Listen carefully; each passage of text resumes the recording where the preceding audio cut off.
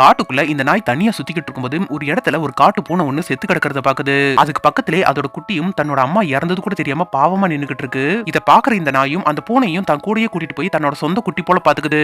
அந்த பூனை குட்டிக்கு சாப்பாடு தரதுக்காக அங்க கேம்பிங் வரவங்களோட சாப்பாடு எல்லாத்தையுமே திருடிட்டு வந்து அத இந்த குட்டிக்கு கொடுக்குது. இப்படியே கொஞ்ச நாள் போக இந்த பூனை அந்த நாயை விடவே பெருசா வளர்ந்துடுது. அந்த பூனைக்கு சாப்பாடு ஏதாவது கிடைச்சதுன்னா அத இந்த நாய்க்கும் பாதி கொடுத்துட்டு தான் சாப்பிடுது.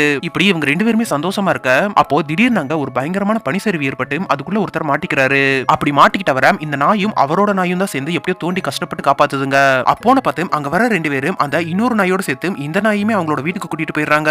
கூட்டிட்டு போனவங்களும் இந்த ரெண்டு நாய்களுமே ரொம்பவே நல்லாவே பாத்துக்கிறாங்க. ஆனா நம்ம நாய்க்கோ எப்படியாவது இதோட ஒரிஜினல் ஓனர் கிட்ட போகணும்ன்றதா இதோட ஆசையே. அதனால அங்க இருந்து எப்படியோ தப்பிச்சு திரும்பவும் காட்டுக்குள்ளே வந்துருது.